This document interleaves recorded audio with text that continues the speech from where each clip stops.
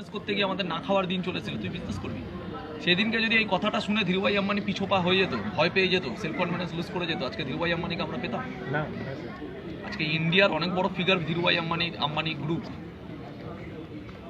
আজকে Dhirubhai Ambani next generation Mukesh Ambani. Dhirubhai Ambani তার ছেলেকে বিজনেস গিফট করে গেছে এবং মরার আগে দুই ছেলেকে 70,000 কোটি টাকা দিয়ে গেছে। শুধু টাকা দিয়ে যায়নি, সঙ্গে বিজনেস মাইন্ডসেট আপ দিয়ে গেছে। ছেলে আজকের দিনে দাঁড়িয়ে নিজের বিজনেসটাকে, ইন্ডাস্ট্রিটাকে বাড়ালো 2.5 কোটি টাকা, 2.5 লাখ কোটি টাকা দিয়ে কি করলো? জিও। হ্যাঁ, নিজের মেয়ের বিয়ে দিল 400 কোটি টাকা দিয়ে। 400 কোটি টাকা আমাদের 400 পুরুষ ধরে কামাতে পারবে না। এদের লাইফস্টাইলটা আলাদা, বিকজ এদের থট আলাদা। তুমি কি করে এক্সপেক্ট করো তোমার মা তোমাকে সাপোর্ট করবে, তারপর তুমি সাকসেসফুল হবে? আমি তোমাকে লিখে দিচ্ছি, তোমার মা আর বাবা যদি তোমাকে রিয়েলি প্রথম দিন থেকে সাপোর্ট করতো, তোমার চান্সেস 1% থাকতো সাকসেসফুল। কারণ এই বিজনেসে পেইন লাগে। জীবনে মানুষ তারাই বড় জায়গায় যায় যাদের ভেতরে পেইন আছে, অপমানের জ্বালা আছে।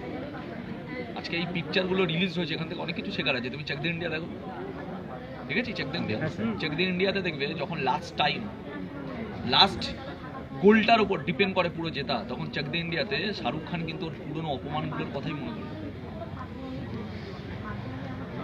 একটা বিশাল বড় প্লেয়ার যখন শেষ হয়ে যায় না, সময় তোমাকে এরকম একটা জায়গায় নিয়ে আসবে যখন তোমার মনে হবে সব শেষ হয়ে যায় না, তখন তার ভিতরের কিছু একটা জিনিস তাকে আবার তোলে। আর ওইটা কি, ওই জিনিসটা কি? ওই জিনিসটা হলো সবার অপমান। ওটাই তোমাকে আরেকবার তুলবে। আর যখন তুমি ওখান থেকে উঠবে, ওখানে গিয়ে তোমার সাকসেসটা অ্যাচিভ হবে। তাই অপমানটা থাকা জীবনে খুব বেশি দরকার। আমি তো এখন আমি মিস করি আমার মায়ের গালাগালি।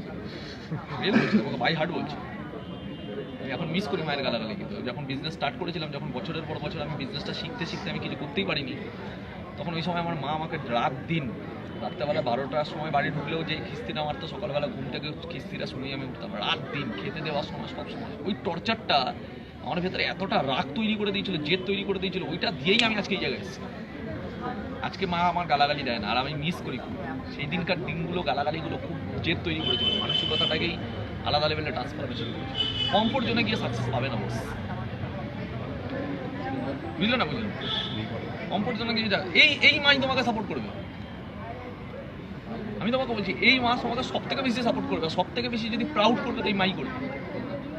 তুমি ম্যারি কমের হিস্ট্রি দেখো না, যার বাবা ওর গ্লাভসটাকে নিয়ে আগুনে পুড়িয়ে দিয়েছিল এবং বলেছিল হয় তুই বক্সিং ছাড়, নাহলে তুই ঘর ছাড়, হয় তুই তোর বাবাকে ছাড়, নাহলে তুই বক্সিং ছাড়। ও বলেছে আমি সব ছেড়ে দেবো, আমি বক্সিং ছাড়বো না।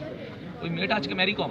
যেদিন তোর লাস্ট ফাইটিংটা হয়, সেদিনকে কিন্তু ওর বাবা টিভির সামনে দাঁড়িয়ে সব থেকে বেশি এক্সাইটমেন্টের সাথে কাঁদছিল এবং ওপরওয়ালাকে ডাকছিল। এটাই তো লাইফ,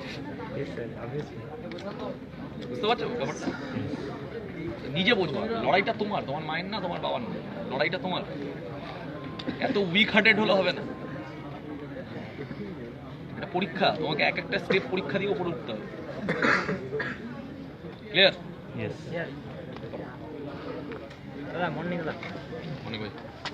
ট্রেনিং গুলো সব ক্লিয়ার হচ্ছে তো?